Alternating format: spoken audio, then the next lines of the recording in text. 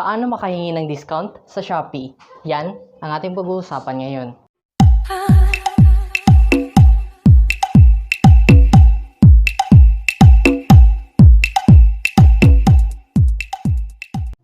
Hi mga kuha po, welcome back to my YouTube channel. At kung first time mo pa lang sa channel na ito, please subscribe at i-click ang notification bell para laging updated sa mga bagong upload na video.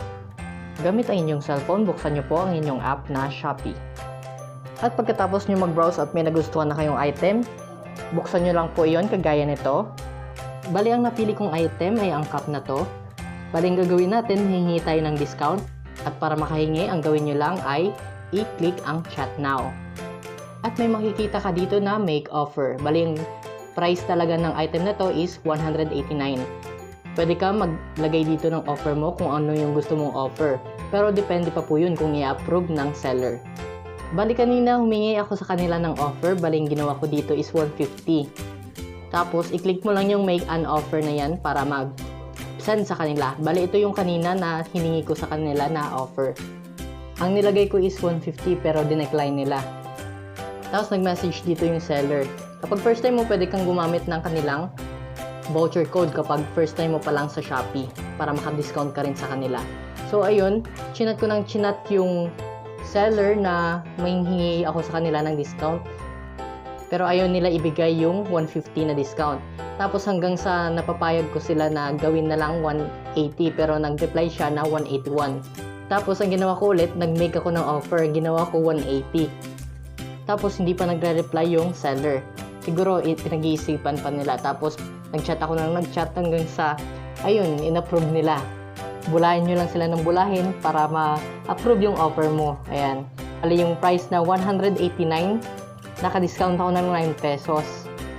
Diba malaking tulong na rin yun, malaking bagay na rin yun para mabawas yung sa babayaran mo. Tapos kapag na-approve na yung offer mo, i-click mo lang yung kanina doon, yung go to cart. At ito na yun, mapupunta ka na sa may shopping cart ng Shopee. At ito na nga, naka-display na po yung 180 na amount ng babayaran natin sa sombrero. Bali yung 180 na yan, gagawin pa natin ng 170. Bali yung total na discount natin is 20 pesos. Para maka-discount pa ng another 10 pesos, i-gamitin natin yung coins natin sa pag-shake sa may Shopee. I-click lang natin yung button na yan para ma-activate yung pag-discount. So ayan, 170 na lang yung babayaran natin sa item na yan. Pero wala pa po yung shipping fee. Nga pala, may binigay na message dito kanina yung seller na gamitin yung code na to.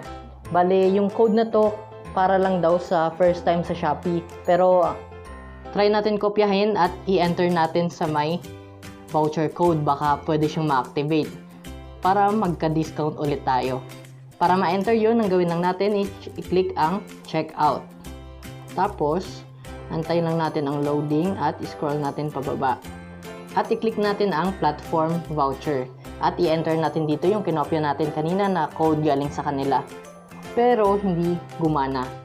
Siguro dahil hindi na nga ako first time sa pagbili dito sa Shopee. Pero kapag first time ka siguro, try mo rin yung kopyahin. Malay mo, baka maka-discount ka pa ulit. So ayun, bali kasama na yung shipping fee. Since overseas shipping to, 65 pesos po yung bayad sa shipping fee. Bali yung total na babayaran natin is 235. Sa ibaba ng shipping option, may nakalagay dito na message. Pwede ka mag-message dito kung ano yung gusto mong i-message o di kaya lagay mo dito yung palatandaan ng pagde-deliver. Tapos try natin i-click yung shipping option at i-click natin yung deliver anytime.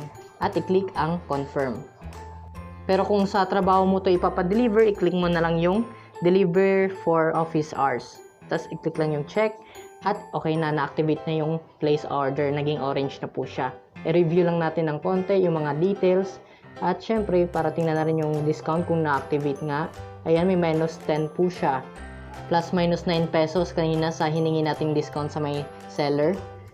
Baling total na lang babayaran is 235 kasi may kasama po siyang shipping fee. Pag okay na, i-click lang natin ang place order. Ayan, nakapending na po yung ating binili na item na sombrero na yan sa Shopee. Para ma-detect kung i-deliver na sa iyo, kung malapit na, i-click mo lang yung to ship. Kapag na-receive na, makikita mo na dito yung item mo. Kapag yung complete na, makikita mo rin dito. At yung mga na-cancel mo na item, makikita mo rin dito, kagaya nito. Yan yung mga kinancel kong item dahil napapangitan ako sa review. Kaya, tapos kung gusto mong i-return naman, makikita mo rin yung item na in-return mo. So, ayun lang guys. Yun lang po yung tips para maka-discount. Kailangan nyo lang mag-chat sa may seller, tas maghingi ka ng offer. Tapos kung may points ka, ibawas mo rin yung points para mas bumaba yung babayaran mo sa item. Huwag lang kayo basta-bastang bumili dahil may mga paraan para maka-discount o para makatipid na rin tayo sa ating bibilhin. Kapag kinlik natin yung item, ito po yung lalabas, yung order details. Kapag gusto mo i-cancel yung order, i-click mo lang yung cancel order. Yun lang. Tapos punta na tayo sa home, tingnan natin yung points. Ang nabawas ay, yun nga, 10 pesos. Bali yung natira na lang sa akin is 0.49. Para makakuha ulit ng points, i-click natin yung check-in para meron tayong 0.59. Para maka-earn kayo ng points, ganun lang, check-in lang kayo araw-araw sa Shopee para madagdagan yung points hanggang sa makaipon kayo para magamit sa discount. Tapos meron ding mga games si Shopee. Pwede ka maglaro dito, marami naman siyang game para maka-earn tayo ng points. So bali yung points ko na ngayon is 0.59 dahil nag-check-in tayo ngayon. Nadagdagan na po siya. Para lalo pang mas madagdagan, i-click natin yung Shopee Shake dahil alas 12, mag-aalas 12 na pala. Kaya meron na tayong 5 minutes para makapag-Shopee Shake. Bali yung Shopee Shake, hindi lang siya pang alas 12 dahil tuwing hapon kapag weekdays, pwede tayong makapag-Shopee Shake sa may Wawawin. Yung sa pag-shake sa Wawawin, tuwing alas 5 po yun. Every weekdays lang. At hindi lang basta-basta points may earn natin doon kapag mag-shake tayo ng alas 5 at nakatutok din sa Wawawin dahil pwede tayong manalo doon ng 50,000 mula sa Shopee Shake. At kung matyaga kayo sa pag-shake para maka-earn ng points sa Shopee, pwede kayo makapag-shake ng 3 beses sa isang araw. Pero kapag weekdays lang yon, 3 beses. Ito yung ngayon, alas 12 una. At pagkatapos halimbawa Monday ngayon, pwede tayong makapag-shake ng sa hapon. Yun yung kay Kuya Will na tuwing alas 5 ay bago pala mag alas 6. At kapag katapos naman sa gabi alas 9, pwede ka mag-alarm ng iyong cellphone para maabangan mo yung pag-shake ng Shopee. Hanggang sa makaipon ka na ng maraming points or maraming coins para magamit natin sa pang-discount sa pagbili ng mga items sa Shopee. Ayan, bali skip na natin to. Bali yung oras na lang ay 36 seconds. Kailangan nyo lang talaga tiyaga para makapag-ipon ng mga coins sa Shopee. Ayan, 1 segundo na lang at i-click natin ang Play Now para makapaglaro na tayo sa Shopee Shake. At ayan, shake lang. Bali yung pag-Shopee Shake talaga is 10 seconds lang. Kaya as long as you can, bilisan mo yung pag-shake. Or di kaya tama lang yung pag-shake para malaki yung makuha mong points. At ayan na po, 0.33 yung nakuha kong points. Bali may credit na po yun sa may mga naipon kong points kanina. At yun lang po, ganun lang po kadali para makaipon ng points at para makahingi na rin ng mga discount sa bibili natin na item sa Shopee. Kung nakatulong sa iyo ang video na ito, mag-subscribe, mag-like at mag-share sa aking YouTube channel. Maraming salamat po.